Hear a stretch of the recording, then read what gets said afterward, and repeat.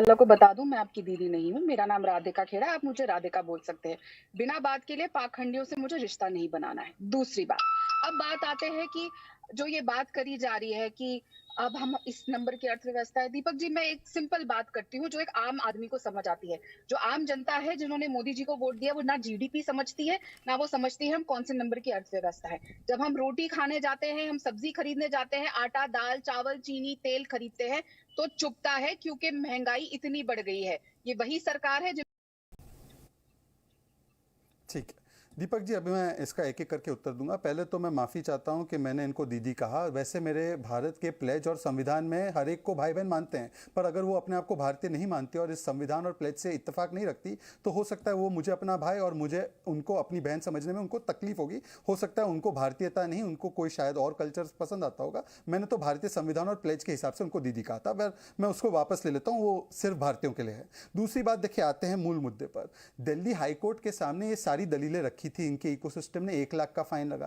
फिर ये supreme court भागे, सुप्रीम कोर्ट में भी ये सारी दलीलें इनके इकोसिस्टम ने रखी थी, उस पर भी उनको 1 लाख का फाइन देना पड़ा। तो मैं आज पूछना चाहता हूं, दिल्ली हाईकोर्ट जिसका मेरे पास आज आदेश है, उन्होंने कहा ये एसेंशियल प्रोजेक्ट भी है और नेशनल इंपॉर्टेंस में भी है। अब मैं क्या किसकी बात सुनूं? जयराम रमेश और राधिका दीदी की बात सुनूं? सॉरी दीदी नहीं, राधिका जी की बात सुनूं, या मैं दिल्ली हाईकोर्ट और सुप्रीम कोर्ट की बात सुनूं? दूसरी बात, उन्होंने कहा आटे दाल राइस इनकी कीमतें। मैं आपको बताना चाहता हूं कि इनके समय पर चीनी का दाम ले लेते हैं, चीनी का दाम 400% बढ़ा इनके 10 साल के कालखंड में, आज 36% बढ़ा है। तो मुझे तो बताइए कि उस समय पर आपने तो अप्रूवल दे दिया था, और आज जब दाम उस तेजी से नहीं बढ़ रहे हैं तब आपको दिक्कत हो रही है। दिक्कत इसलिए हो रही है, इन्होंने कहा वैनिटी। वैनिटी दरअसल क्या है दीपक जी? आपकी अंग्रेजी मेरी अंग्रेजी कमजोर है, पर ये इनकी तो अच्छी है।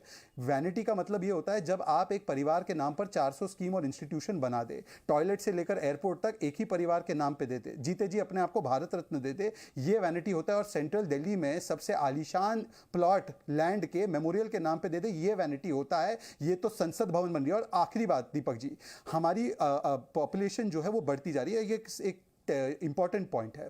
जब ये पार्लियामेंट बिल्डिंग बनी है, 1927 का जमाना था, ब्रिटिश ने बनाया था। ब्रिटिश ने पार्लियामेंट नहीं बनाई थी देश की, उन्होंने एक इंपीरियल लेजिस्लेटिव काउंसिल बनाई थी केवल अपने कुछ गोरों के लिए, ताकि वो वहां पर बैठकर सत्ता चला सके। हम जब आजाद हुए, हमारी आबादी कुछ लगभग 30-35 करोड़ की थी, आज 140 करोड़ की है। इसका मतलब सांसदों की संख्या भी बढ़ेगी 26 के बाद, जब डिलिमिटेशन हट जाएगा। क्या दीदी कह रही, सॉरी राधिका जी कह रही है कि इसमें हमारे सांसदों का प्रतिनिधित्व जो होगा उनको बैठने नहीं दिया जाए? वो कैसे बैठेंगे? एक दूसरे की गोद में बैठेंगे क्या? और तीसरी बात मैं कहूंगा कि ये विदेशी चिन्हों से इतना इनको लगाव क्यों है? इनके पार्टी में तो विदेशी चिन्ह है ही, परंतु जॉर्ज पंचम की मूर्ति से हो, राजपथ से हो, हमारे जो नेवी फ्लैग में जॉर्ज का क्रॉस हो, हर चीज विदेशी।